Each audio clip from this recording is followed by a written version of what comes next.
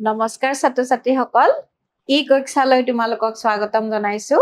মই জিন্তিমণি ৰাজবংশী আজি তোমালোকৰ মাজলৈ নতুন ভিডিও এটি লৈ আকৌ আহিছো ছাত্ৰ ছাত্ৰীসকল আজিৰ ভিডিওটিত আছে ষষ্ঠ শ্ৰেণীৰ সমাজ বিজ্ঞানৰ পাঠ্যপুথি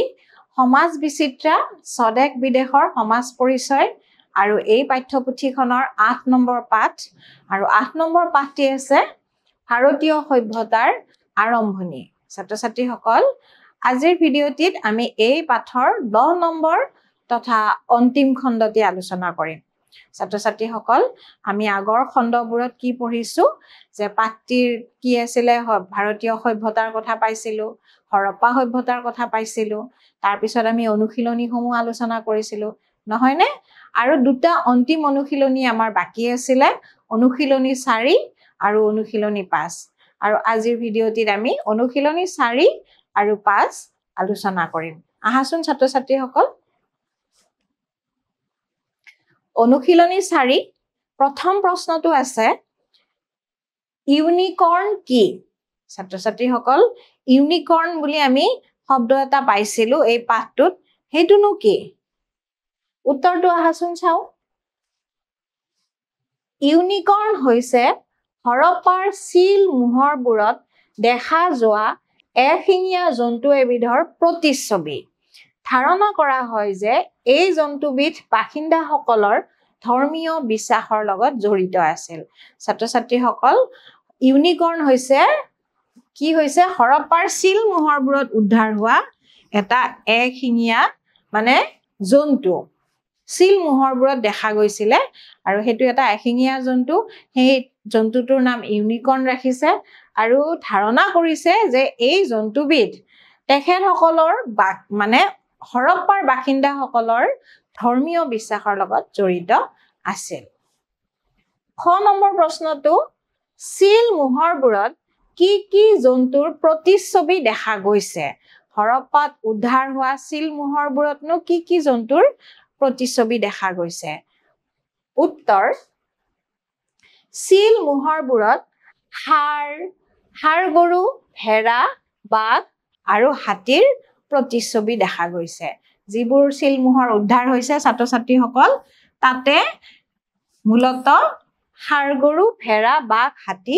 আদি জন্তুৰ প্ৰতিচ্ছবি দেখা যায় ইয়াৰ পিছত গ নম্বৰ প্ৰশ্নত আছে হৰপ্পাকালীন লিপি কি কি সামগ্ৰীত পোৱা গৈছে ছাত্ৰ-ছাত্ৰীসকল লিপি মানে আখৰ এতিয়া হৰপ্পাকালীন লিপিবোৰনো কোন কোন সামগ্ৰীত পোৱা গৈছে উত্তৰটো আছে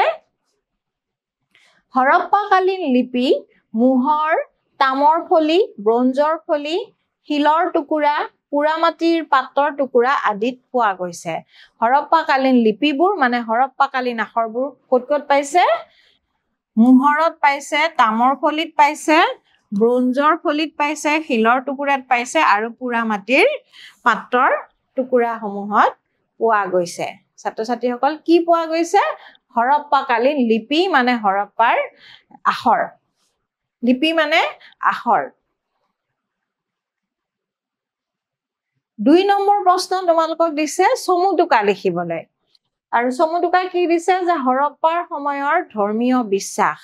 হৰপ্পাৰ বাসিন্দাসকলৰ ধৰ্মীয় বিশ্বাসনো কেনেকুৱা আছিল সেই বিষয়ে তোমালোকে সৰুকে এটা টুকা লিখিব লাগিব চমুৱাই হৰপ্পাৰ লোকসকলৰ ধৰ্মীয় বিশ্বাসৰ বিষয়ে সঠিক তথ্য পোৱা নাযায় ছাত্ৰ-ছাত্ৰীসকল হৰপ্পাৰ লোকসকলৰ মানে প্ৰকৃত ধৰ্মীয় তেওঁলোকে কেনেকুৱা ধৰ্ম চৰ্চা কৰিছিল সেই বিষয়ে মানে সঠিককে আমি একো তথ্য নাপাও তথাপিও ভিন ভিন ঠাইৰ পৰা উদ্ধাৰ হোৱা একে ধৰণৰ মাটিৰ নিৰ্মিত নাৰী মূৰ্তি এটাক ইতিহাসবিদসকলে ধৰ্মীয় বিশ্বাসৰ প্ৰতীক বুলি কয় তেওঁলোকৰ বিষয়ে তেওঁলোকৰ ধৰ্মীয় চৰ্চাৰ বিষয়ে বা তেওঁলোকৰ সময়ত কেনেনো বা কি ধৰ্মনো প্ৰচলন আছিল সেই বিষয়ে সঠিককে আমি গম নাপাও উদ্ধাৰ হোৱা নাই কিন্তু হৰপ্পাৰ বিভিন্ন ঠাইত উদ্ধাৰ হৈছিল কি একে ধৰণৰ মাটিৰে নিৰ্মিত এটি নাৰী মূৰ্তি যেহেতু হৰপ্পাৰ বিভিন্ন ঠাইত একে ধৰণৰ নাৰী মূৰ্তিটো উদ্ধাৰ হৈছিল ইতিহাসবিদসকলে কৈছে যে সেই নাৰী মূৰ্তিটো হয়তো হৰপ্পাবাসীৰ ধৰ্মীয় বিশ্বাসৰ লগত জড়িত আছিল বা সেই নাৰী মূৰ্তিটো হয়তো তেখেতসকলে কি কৰিছিল উপাসনা কৰিছিল বা কিবা উপাস্য দেৱী হয়তো তেওঁলোকৰ আছিলে তদুপৰি চিল মোহৰবোৰত খোদিত বহি থকা অৱস্থাত পশুৰে বেষ্টিত পুৰুষৰ প্ৰতিচ্ছবিক পশুপতি শিৱ বুলি অভিহিত কৰা দেখা যায় ইয়াৰ উপৰিও ছাত্ৰ ছাত্ৰীসকল আৰু এখন প্ৰতিচ্ছবি পোৱা গৈছিলে মানে তাৰ মানে চিল মোহৰবোৰত উদ্ধাৰ হৈছিলে হৰপ্পাৰ সেইখন হৈছে পশুৰে বেষ্টিত পুৰুষৰ এটা প্ৰতিচ্ছবি পশুৰে বেষ্টিত হৈ থকা পুৰুষৰ প্ৰতিচ্ছবি আৰু সেই প্ৰতিচ্ছবিটোক পশুপতি শিৱ বুলি অভিহিত কৰা গৈছে আৰু এই পশুপতি শিৱও হয়তো তেখেতসকলৰ ধৰ্মীয় বিশ্বাসৰ লগত জড়িত এটা ছবি আছিলে বা তেওঁলোকে হয়তো উপাস্য দেৱতা হিচাপে আৰাধনা কৰিছিল বা ব্যৱহাৰ কৰিছিল হৰপ্পাৰ চিল মোহৰবোৰত এশিঙীয়া জন্তু এবিধৰ প্ৰতিচ্ছবি দেখা যায় আৰু যাক ইউনিকৰ্ন বুলি কোৱা হয় আৰু এবিধ পোৱা গৈছে ছাত্ৰ ছাত্ৰীসকল ইউনিকৰ্ন নামৰ জন্তুবিধ হয়তো তেখেতসকলৰ ধৰ্মীয় বিশ্বাসৰ লগত জড়িত আছিল ছাত্ৰ ছাত্ৰীসকল আমি কি দেখিলো যে হৰপ্পাৰ লোকসকলে সঠিককে কেনেকুৱা ধৰ্মৰ চৰ্চা কৰিছিল সঠিককে নাজানে বা এতিয়ালৈ গম পোৱা হোৱা নাই কিন্তু যিবোৰ উদ্ধাৰ হৈছে সেই উদ্ধাৰ হোৱা অৱশিষ্টবোৰত এগৰাকী নাৰীৰ মূৰ্তি বিভিন্ন ঠাইত উদ্ধাৰ হৈছিলে একে ধৰণৰ নাৰীৰ মূৰ্তি আৰু সেই নাৰীৰ মূৰ্তিটো ধাৰণা কৰা হৈছে যে হৰপ্পাবাসীৰ ধৰ্মীয় বিশ্বাসৰ লগত জড়িত আছিল তাৰ উপৰি আৰু এটা হৈছে পশুপতি শিৱ পশুৰে বেষ্টিত পুৰুষৰ এটা প্ৰতিচ্ছবি আৰু এটা হৈছে এশিঙীয়া এবিধ জন্তু সেইটো হৈছে ইউনিকৰ্ন এই তিনিটা হৰপ্পাবাসীৰ ধৰ্মীয় বিশ্বাসৰ লগত জড়িত আছিল বুলি ইতিহাসবিদসকলে ধাৰণা কৰিছে ইয়াৰ পিছৰ চমুটোকাটো আমাক লিখিব দিছে ছাত্ৰ ছাত্ৰীসকল হৰপ্পাবাসীৰ মানে হৰপ্পাৰ লোকসকলৰ ভাষা আৰু লিপিৰ বিষয়ে আহাচোন চাই লওঁ হৰপ্পাবাসীয়ে কি ভাষা ব্যৱহাৰ কৰিছিল সেয়া জনা নাযায় হৰপ্পাৰ লোকসকলেনো কেনেকুৱা ভাষা ব্যৱহাৰ কৰিছিল সেয়া আমি সঠিককে গম নাপাওঁ সেয়েহে বিভিন্ন উৎসৰ পৰা উদ্ধাৰ হোৱা লিপিসমূহৰ পাঠোদ্ধাৰ এতিয়াও সম্ভৱ হোৱা নাই যিহেতু আমি গম নাপাওঁ জনা নাযায় কিন্তু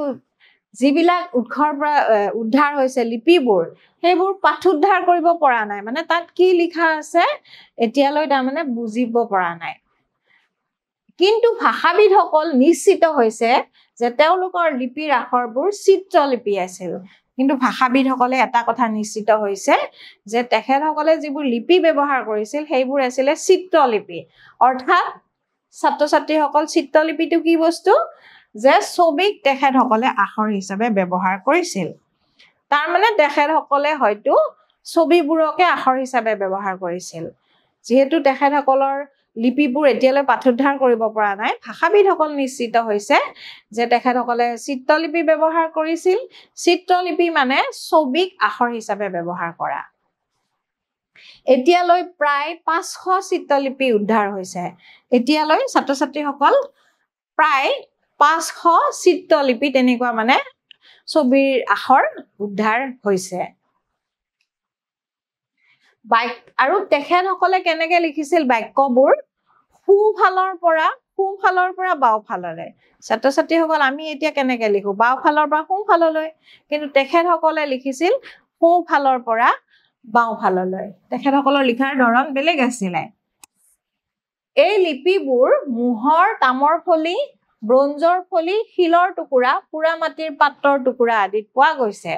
আৰু তেখেতসকলে ব্যৱহাৰ কৰা এই লিপি মানে আখৰবোৰ ক'ত উদ্ধাৰ হৈছে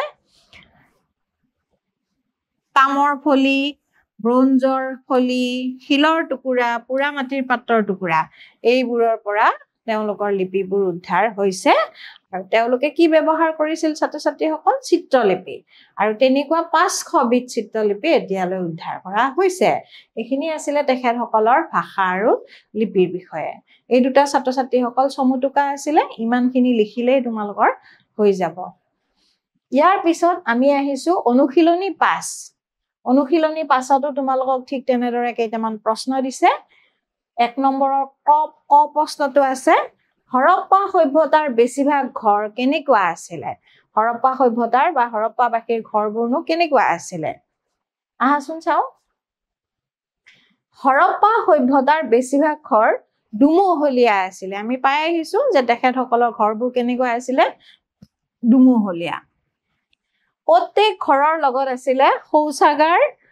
চোতাল ৰান্ধনী ঘৰ আৰু একাধিক খোৱা কোঠালি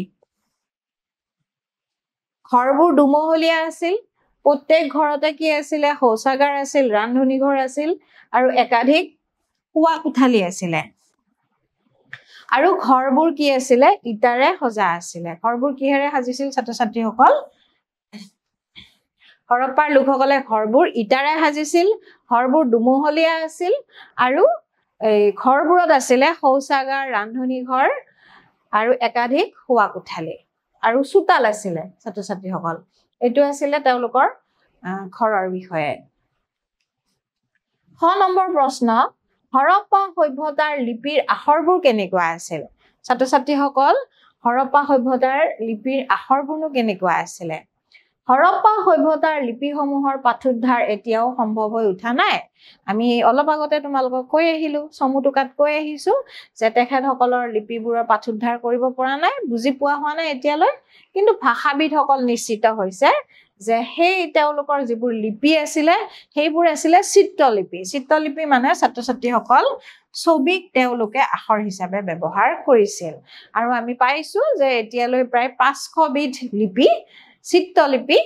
উদ্ধাৰ হৈছে গ নম্বৰ প্ৰশ্ন হৰপ্পা সভ্যতাৰ মোহৰবোৰত কিহৰ চিত্ৰ খোদিত আছিল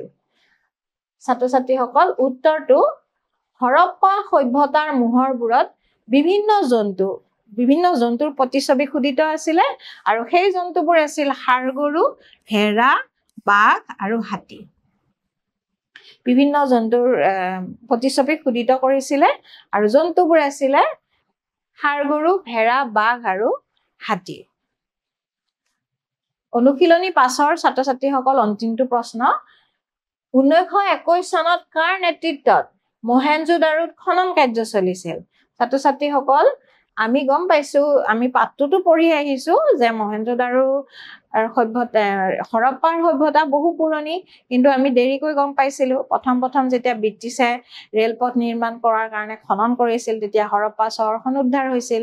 আৰু 1921 চনত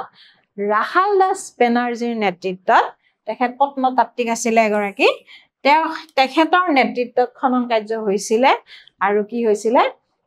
তেতিয়া মহেঞ্জোদাৰো চহৰখনো পাইছিল আৰু মহেঞ্জোদাৰোতে 1921 চনত ৰাখাল দাস বেনাৰ্জীৰ নেতৃত্বত খনন চলিছিল ছাত্ৰ-ছাত্ৰীসকল আমাৰ এই পাঠটোৰ আটাইকেইটা অনুশীলনী শেষ হৈছে পাঠটো আমাৰ অন্ত পৰিছে আৰু নতুন পাঠ লৈ মই তোমালোকৰ মাজলৈ আকৌ আহিম আজিলৈ এৰিছো ধন্যবাদ